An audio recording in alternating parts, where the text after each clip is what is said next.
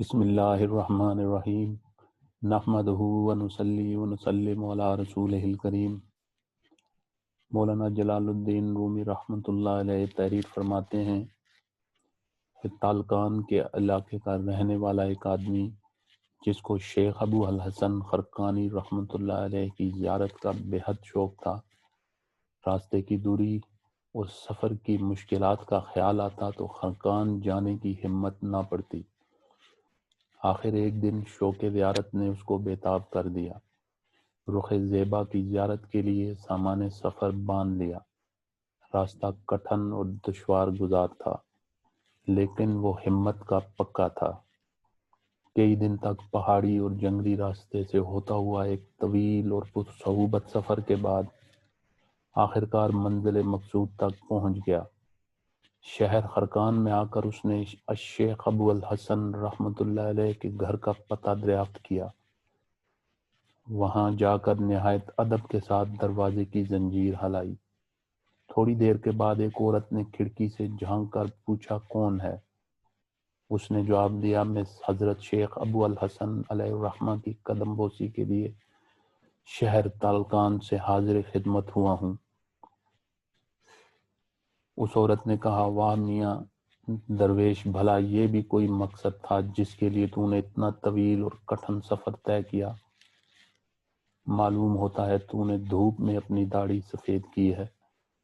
تمہاری عقل و دانش پر رونے کو جی چاہتا ہے۔ کیا تجھے اپنے وطن میں کوئی کام دھندا نہ تھا؟ عقیدت مند یہ ماجرا دیکھ کر ہکا بکا رہ گیا اور اس کی آنکھوں سے آنسو بہنے لگے۔ تاہم اس نے ہمت کر کے پوچھا کہ حقیقت حال کچھ بھی ہو، یہ تو بتائیے شیخ صاحب کہاں ہیں؟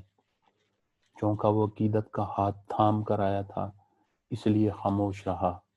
عورت نے جواب دیا، ارے وہ کہاں کا شیخ اور شاہ بن گیا، اس نے تو دھوکے کا جال بچھا رکھا ہے۔ تجھ جیسے احمقوں کو اپنی ولایت کے جال میں پھانستا ہے۔ اب بھی وقت ہے، جہاں سے آیا ہے الٹے پاؤں واپس چلا جا، ورنہ اس دغا باز کے چکر میں پھنس کر تباہ و برباد ہو جائے گا۔ نہ دین کا رہے گا اور نہ دنیا کا۔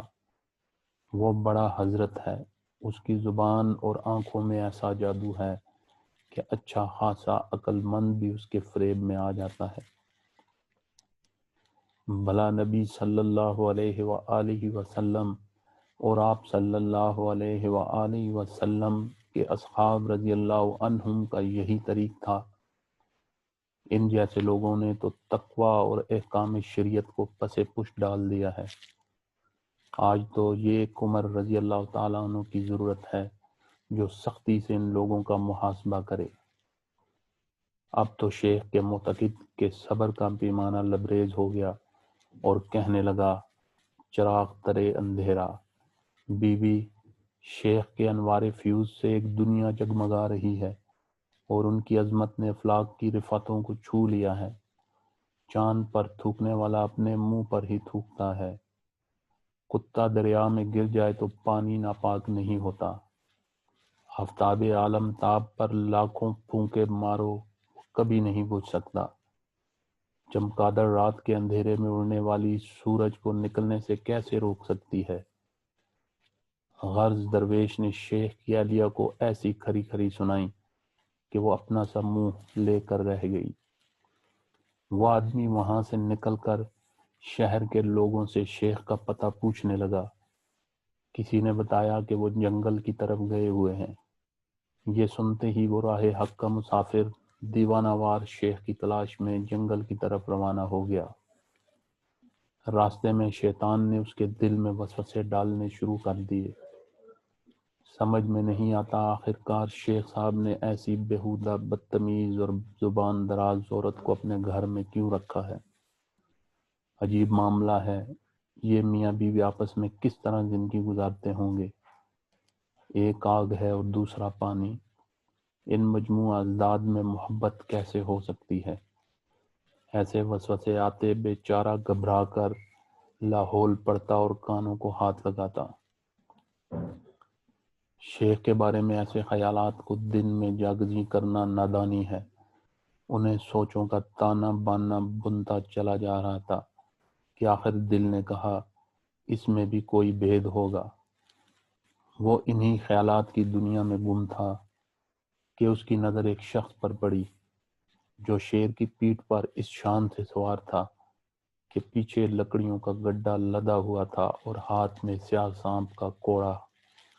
عقیدت مند سمجھ گیا کہ یہی حضرت شیخ ابو الحسن خرقانی رحمۃ اللہ علیہ ہیں۔ اس سے پہلے کہ یہ کچھ عرض کرتا، شیخ نے دور سے ہی مسکراتے ہوئے فرمایا، عزیزم، اپنے فریبی نفس کی باتوں میں نہ آ اور ان پر دھیان نہ دے۔ ہمارا اکیلا پن اور جوڑا ہونا نفس کی خواہش کے لیے نہیں ہے، اللہ عز و جل کے حکم کی تعمیل کے لیے ہے۔ ہم اس جیسے سینکڑوں بیوقوفوں کا بوجھ برداشت کرتے ہیں۔ یہ گفتگو میں نے تیری خاطر کی ہے تاکہ تو بھی بدخو ساتھی سے بنائے رکھے۔ تنگی کا بار ہنسی خوشی برداشت کر، کیونکہ صبر کشادگی کی کنجی ہے۔ اللہ تعالیٰ نے مجھے یہ بلند مقام اپنی بیوی کی بدزبانی پر صبر کرنے کی وجہ سے عطا فرمایا ہے۔ اگر میں اس کی ہرزہ سرائیاں برداشت نہ کرتا تو یہ شیر میرا مطیع کیسے ہوتا؟ گر نہ صبر میں کشیدے بارزن، کے کشیدے شیر نر بیکار من۔ ترجمہ، اگر میرا صبر اس عورت کا بوجھ نہ اٹھاتا تو یہ شیر میرا بوجھ کیسے اٹھاتا؟ درس حیات، انسان کو ہر حال میں راضی برضائے الہی رہنا چاہیے اور صبر و شکر سے کام لینا چاہیے۔ صبر کرنے سے ہی اللہ مقامات عرفان حاصل ہوتے ہیں۔ السلام علیکم ورحمۃ اللہ وبرکاتہ۔